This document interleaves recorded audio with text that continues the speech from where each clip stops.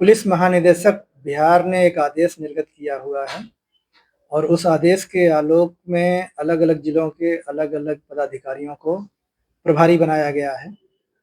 उसी आदेश में यह भी निर्धारित है कि हम लोगों को क्या-क्या चीज़ों की समीक्षा करनी है या उसकी जानकारी लेनी है।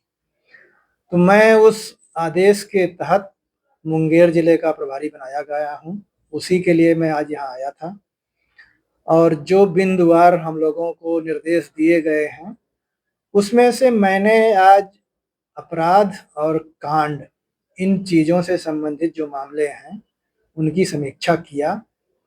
पदाधिकारियों से मैंने जानकारी लिया, जो आंकड़े संधारित हैं पुलिस अधीक्षक के कार्यालय में, उसके बारे में मैंने कुछ-कुछ प्रश्न भी पूछे और हम लोगों ने कुछ इस तरह का अब निर्देश भी दिया है कि भविष्य में कार्रवाई हमारी थोड़ी-सी फिजिकल के बदले में डिजिटल के रूप में चेंज हो, जिसमें लैपटॉप का प्रयोग, मोबाइल का प्रयोग, कंप्यूटर का प्रयोग, इस पर जोर दिया गया।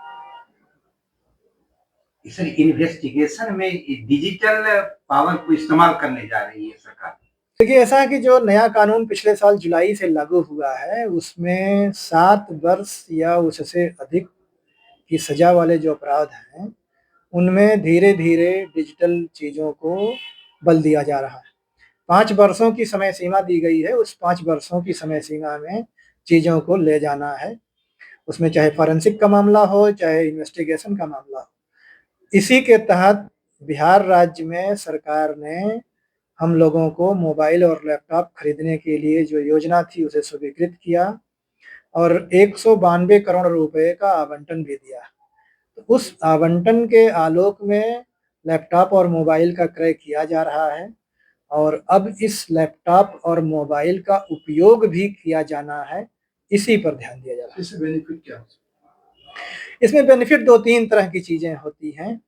कानून में जैसे बात हम लोग करते हैं तो एक जो व्यक्ति की बात होती है, उसके स्टेटमेंट भविष्य में बदलते रहते हैं। लोग तरह-तरह की चीज़ें करते हैं, कोई झूठ बोलता है, कोई बदल जाता है किसी कारण से, चाहे भय हो, चाहे लालच हो, चाहे कोई और कारण हो। लेकिन जब डिजिटल में आप एक बार अपना स्टेटमेंट दीजिएगा और वो स्टेटमेंट रिकॉर्ड हो करके सेव हो जाएगा, तो फिर वो आप बदल नहीं सकेंगे। तो एक पार्ट ये है। दूसरा चीज़ ये है कि इसमें छेड़छाड़ होने की संभावना नहीं है, इसलिए कि ये हम लोगों के किसी के कंट्रोल में नहीं है।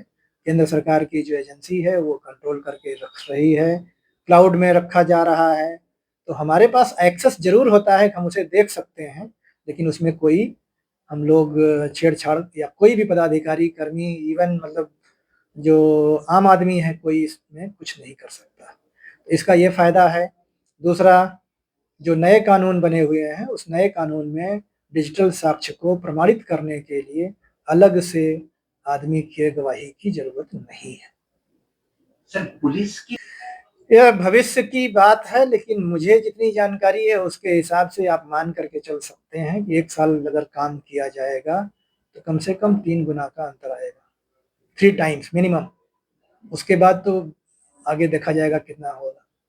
यानी ये कहा जा सकता है सर कि आने करने पर देखिए, अभी इसमें समय लगेगा। अब जब आप प्रोसिक्यूशन की बात करेंगे, तो इसमें हमारे अलावा न्यायालय की भी बात आएगी, सरकारी वकील जो होते हैं, अभियोजक जिसे बोलते हैं, लोक अभियोजक बोलते हैं, उनकी ज़रूरत पड़ेगी और प्राइवेट जो वकील हैं, उनकी भी ज़रूरत पड़ेगी। इन सारे लोगों की ज़रूरत है, इनके साथ ही जब हम लोग चल पाएँगे, तब जा कर के कुछ अंतर बहुत आएगा और ये टेक्नोलॉजी आने का ये अर्थ नहीं है कि बाकी गवाही बंद हो जाएगी, बाकी गवाही भी होगी, लेकिन उसकी आवश्यकता नहीं रहेगी या कम आवश्यकता होगी।